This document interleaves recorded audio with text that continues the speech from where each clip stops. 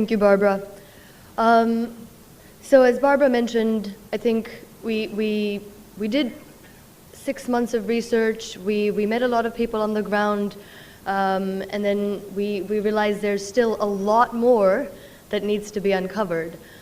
Still, in the time that we spent investigating this issue, I think we certainly identified several issues that we thought bear highlighting here. There are challenges and there are opportunities. I think some of the speakers from yesterday also pointed out that there are two sides of the same coin. It is very much the same in Ethiopia as well. So challenges. I mean, there are challenges in terms of the technology. It's unclear at this point the quality and reliability of the grid system in Ethiopia. It's unclear whether it can take in more intermittent power supply from renewables. A lot of the people we met in Ethiopia told us that the power supply issue, the lack of access to power, isn't so much the lack of connectivity, that people do actually have connections to the grid. It's just that the grid itself is poorly maintained and needs repair, and because of that, there isn't reliable power supply. So that's certainly an issue on the technology side. In terms of cost barriers, we found that, again, for households that do have access to the grid and therefore access to clean power in terms of hydroelectricity, which is the dominant source of power, they are still reluctant to increase the level of energy services at the household level because electrical appliances add a significant burden to household budgets. Ethiopia has one of the lowest per capita electricity consumption in East Africa compared to all of its neighbors. And partly it's a reflection that people are reluctant to or unable to increase the level of energy services through electrical appliances. Then, of course, there are regulatory and policy constraints in terms of independent power producers being able to generate and sell electricity back to the grid. That is not something the current system allows. It is a vertically integrated single buyer system, state-owned, state-controlled. There is no distributed generation. On a few case-by-case instances, the government has allowed independent power producers to set up and to develop power plants. But again, this is case by case, and there is no policy underpinning that. Cities appear to have little or no agency in making energy-related decisions for themselves, whether it's generation, whether it's distribution, sale, any of that. And again, we heard in yesterday's presentation, and it bears repeating, in order for cities to be able to do something like that and to be active participants in the energy sector, you also need technical capacity. And we saw that diagram yesterday about the lack of trained technical governance capacity in cities like Dire Dawa and Mekele. There's also challenges with costs. The real costs of hydroelectricity and hydro renewables versus non-hydro renewables. We know that hydro is very highly subsidized in Ethiopia. It's one of the lowest LCOEs in the world, but it is unclear at this point in terms of the studies we saw on levelized cost of electricity, whether renewables like solar or wind could possibly be competitive in Ethiopia without subsidies, and if not, what level of subsidies would they need? So that bears further investigation. Financing barriers, again, the cost of credit. The higher the cost of credit, the higher the cost of electricity, which is a challenge in a place like Ethiopia. Next, please. There were also challenges in the other aspect of our project, which is engaging the research community and delving into the body of knowledge that exists in Ethiopia. One, we found that there just isn't enough adequately accessible Ethiopia-specific research on climate and energy. There is some, but not as much as is required. Research institutions, think tanks, university, they're not as well capacitated as they could be or should be in order to be more active on issues like this. They do need more funding, more trained human capacity. They need more long-term funded research programs.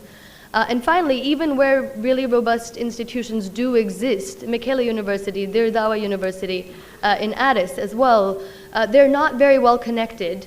Many of the people who came together in the workshops we conducted, even though they were very much working in the same field, they didn't seem to have those pre-existing connections or be aware of each other's work. And those are the types of linkages that build cross-sectoral collaboration. Next, please. But yes, there are opportunities as well. We definitely think that Ethiopia has the potential to move into a much more climate resilient, clean energy future. It has the necessary clean energy resources, whether it be large amounts of hydro potential, good wind potential, baseload energy in terms of geothermal, some solar as well, waste to energy projects in cities, for instance, rooftop solar water heaters. There's a lot that can be done, but some things need to change in order to facilitate that. One is that it does need to move towards an alternative energy model. And one aspect of that is make cities more active participants in the energy sector. Like a few other countries in Africa, Namibia, for example, potentially move to a modified single buyer system. So let it not be entirely state-controlled. Let independent power producers participate actively. Let there be distributed generation and sell back to the grid. And we've sort of spelled out a little bit more in the monograph what that could look like, what that scenario could look like. We talked about net metering and embedded generation and things like that. But yes, in terms of the inclusive growth lens, we have specified that is a huge opportunity for cities. If they're allowed to generate more locally, then they can actually direct some of that energy to underserved communities and accelerate inclusive growth. Next, please. And then we have a long list of findings or recommendations, if you will, on the research side. We found that in order to actually provide more definitive answers to the how, we answered the can Ethiopia move towards a climate resilient, clean energy future, especially for its cities, and I think our answer was yes, it can. But in terms of the nitty-gritty of how exactly it does that, we really felt that a lot more detailed research is necessary to take us to that point. So we have a research agenda, of course, in our monograph and in our policy brief that we'll share, but I'll just highlight a few here in the interest of time. There's a need for more R&D, more actual collection of hydrometeorological data, also for sharing and storing that data.